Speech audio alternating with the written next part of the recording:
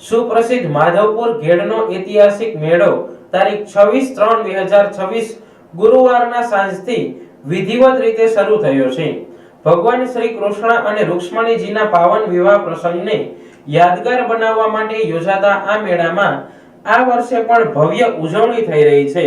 માધવપુરના મેળામાં ભગવાન શ્રી કૃષ્ણ અને રૂક્ષ્મણીજીના વિવાહ પ્રસંગને લઈ ભક્તિ અને સંસ્કૃતિનો અનોખો મેળાપ જોવા મળી રહ્યો છે।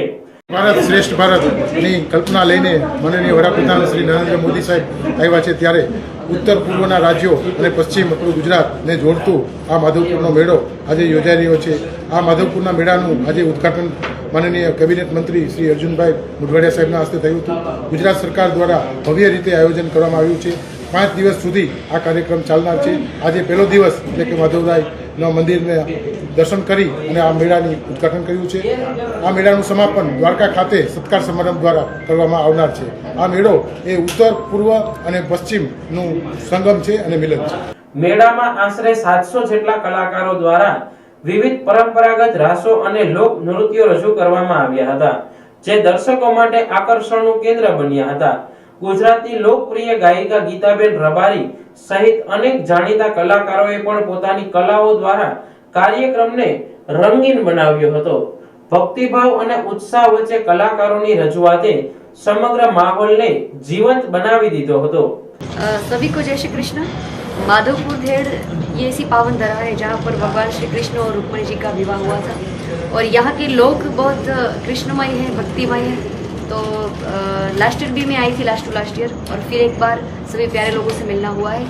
और ये प्यारा आयोजन हमारी यूथ एंड कल्चर डिपार्टमेंट और गुजरात गवर्नमेंट की ओर से हो रहा है। तो जहाँ भी यात्रा स्थल है हर जगह पे बड़े बड़े आयोजन हो रहे हैं। तो ये आज का जो माधवपुर बीच का ये जो महोत्सव है, माधवपुर का मेला बोलते हैं, तो यहाँ के लोग बहुत प्यार करते हैं। तो आज बहुत अच्छा लगा और मैं भगवान कृष्ण को बहुत मानती हूँ। और आज का ये ऐसा महोत्सव है कि जहाँ पूरी रात हमें कृष्ण के ही भजन गाने हैं। तो आज का आयोजन बहुत अच्छा लगा। મેળાનો વિધિવત પ્રારંભ ગુજરાત સરકારના મંત્રી અર્જુનભાઈ મોઢવાડિયા તથા સ્થાનિક ધારાસભ્ય ભગવાનજીભાઈ કરગઠિયાના હસ્તે કરવામાં આવ્યો હતો। મહાનુભાવોની હાજરીએ કાર્યક્રમને વિશેષ ગૌરવ અપાવ્યું હતું। લોકવાયકા મુજબ માધવપુરનો માનવોને જાદવ કુળની જાન આ કહેવતને સાબિત કરતા આ મેળામાં ભક્તિ, પરંપરા અને લોક સંસ્કૃતિનો અદ્ભુત સમન્વય જોવા મળી રહ્યો છે। દ્વારકા અને સોમનાથની વચ્ચે દરિયા કિનારે આવેલું આ માધવપુર, ત્યાં દાયકાઓથી સદીઓથી ભગવાન શ્રી કૃષ્ણ અને રૂક્ષ્મણીના વિવાહનો પ્રસંગને ઉજવીને અહીંયા મેળો લગાવવામાં આવતો અને હજારોની સંખ્યામાં અહીંયા ગ્રામ્ય લોકો આવીને ભગવાન શ્રી કૃષ્ણના વિવાહને યાદ કરી એમને પોતાની સાંસ્કૃતિક કલા દ્વારા અહીંયા અનેક પ્રોગ્રામો પર પરંતુ આપણા યશસ્વી પ્રધાનમંત્રી નરેન્દ્રભાઈ મોદીએ જ્યારે વડાપ્રધાન બન્યા એના પછી 2018 ઉત્તર પૂર્વના રાજ્યો અને ગુજરાત સાથેની સંસ્કૃતિને જોડનાર આ મેળાને રાષ્ટ્રીય સ્વરૂપ આપ્યું।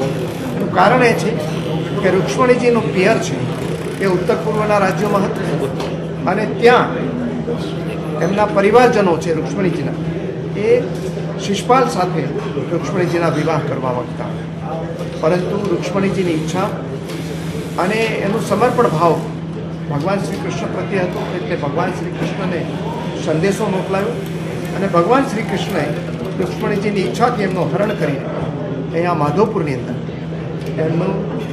એમની સાથે લગ્ન કર્યા। એમ કહેવાય છે કે આ પહેલાં ડેસ્ટિનેશન મેરેજ અને એ મેરેજને એક માધ્યમ બનાવી આપણા યશસ્વી પ્રધાનમંત્રી નરેન્દ્રભાઈએ ઉત્તર પૂર્વની સંસ્કૃતિ અને ગુજરાતની સંસ્કૃતિને જોડવાનું કામ કર્યું અને એ પ્રસંગે ઉત્તર પૂર્વના કલાકારો, ગુજરાતના કલાકારો સાથે મળી અહીંયા એ પ્રસંગે અનેક પ્રકારના કાર્યક્રમો પણ સાંસ્કૃતિક યોજાય છે અને સાથે સાથે ઉત્તર પૂર્વના રાજ્યો અને ગુજરાતના જુદા જુદા પ્રદેશોના અહીંયા હેન્ડીક્રાફ્ટ્સ અને અહીંયા ગ્રામ્ય જે સંસ્કૃતિ છે એના અહીંયા સ્ટોલ પણ લાગે છે અને લોકોના એકબીજાની સંસ્કૃતિની અદલા બદલી પણ થાય છે। યશસ્વી પ્રધાનમંત્રીની પ્રેરણાથી ગુજરાતમાં પણ ભૂપેન્દ્રભાઈ પટેલ જે રાજ્યના મુખ્યમંત્રી છે એમણે તથા રાજ્યના જે મુખ્યમંત્રી છે હર્ષભાઈ સંઘવી, જેમની પાસે સાંસ્કૃતિક અને પર્યટન વિભાગ છે, એ પર્યટન વિભાગ દ્વારા અહીંયા આ મેળાની પરંપરા ચાલુ રાખી છે અને આજે પણ હજારોની સંખ્યામાં ઉદ્ઘાટન જે સમારંભ હતો એમાં લોકો આવ્યા અને સેંકડોની સંખ્યામાં કલાકારોએ પણ ભાગ લીધો અને 5 દિવસ સુધી આ મેળો સૌરાષ્ટ્ર અને ગુજરાતના લોકો